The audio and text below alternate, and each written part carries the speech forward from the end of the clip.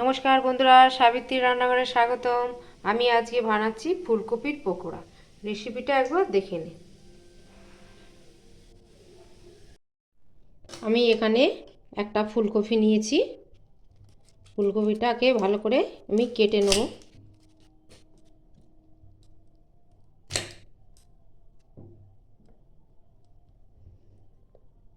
আস্তে আস্তে এই ডান্ডি সমেত কেটে নেব।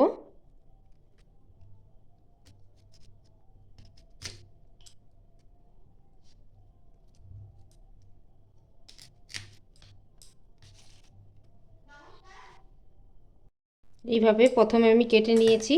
এবার একটু ছোট ছোট করে পিস করে নেব। এই যে এইভাবে যেগুলো ছোট আছে সেগুলো কাটার দরকার নেই, একটু এইভাবে ফাঁক করে দিলেই হবে।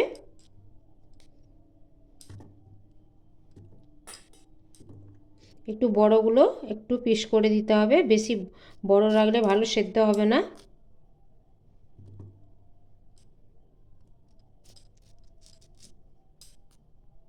এইভাবে আমি সবগুলোই কেটে নেব। এইভাবে আমি সবগুলোই কেটে নিয়েছি। এগুলো এবার ভালো করে আমি ধুয়ে নেব।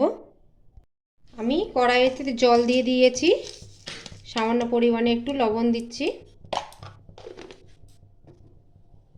দিয়ে আমি ফুলকপিগুলো একটু ভাপিয়ে নেব।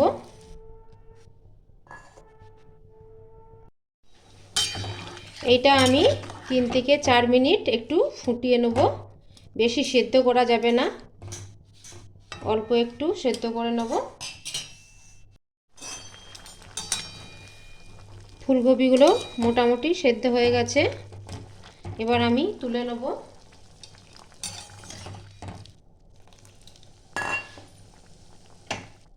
গ্যাসটা বন্ধ করে দিলাম। এবার আমি ছেঁকে তুলে নেব। এই যে তুলে নিয়েছি আমি। এবার এটা একটু ঠান্ডা করে নেব। আমি ফুলকপিগুলো একটা বাটিতে নিয়ে নিয়েছি জল ঝরিয়ে। আমি দিয়ে দেবো এখানে কর্নফ্লাওয়ার, 1.5 চামচের মতন কর্নফ্লাওয়ার দিচ্ছি। বেসন দিচ্ছি 1 চামচ।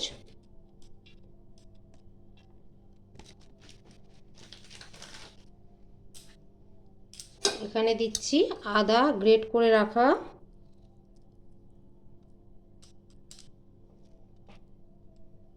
ধনেপাতা কুচি,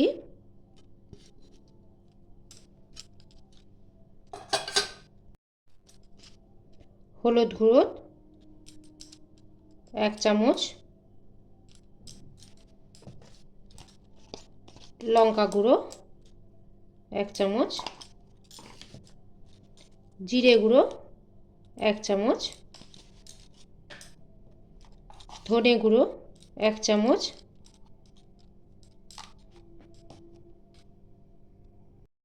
অল্প একটু কালো জিরে নিচ্ছি, একদম অল্প করে। এবার একটু আমি জল দিয়ে দেবো। জল দিয়ে এটাকে ভালো করে আমি মাখবো। হাতেতেও মাখতে পারেন, আবার চামচের সাহায্যে মাখতে পারেন। এটা নিরামিষ একটা পদ, আপনারা চাইলে পেঁয়াজ রসুনও দিতে পারেন। আমি হাতে করে ভালো করে মাখিয়ে দিলাম। এটাকে আমি 5 মিনিট রেখে দেবো।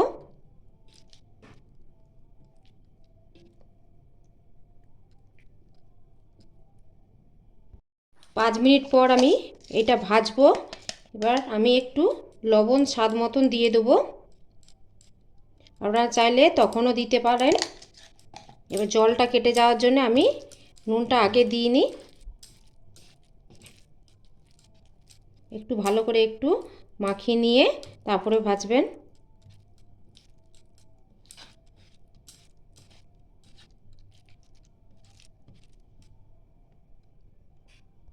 কড়া বসিয়ে দিয়েছি, দিয়ে দিচ্ছি সাদা তেল, গরম হবে। তেলটা আমার গরম হয়ে গেছে, আমি এবার ফুলকপিগুলো একে একে ভেজে নেব।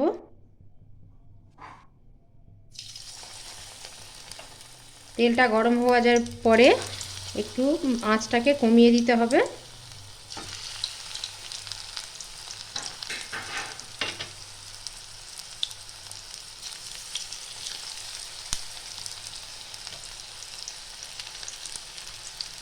কমিয়ে কমিয়ে ভালো করে ভাজতে হবে, নাহলে ভিতরটা কাঁচা রয়ে যাবে, ডান্ডিগুলো শক্ত হয়ে রয়ে যাবে।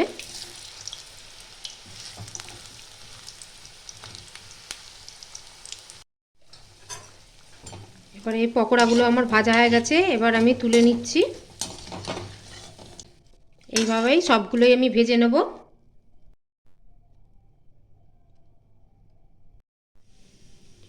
ভিডিওটা আমার ভালো লাগলে do like, share, comment, subscribe করতে ভুলবেন না।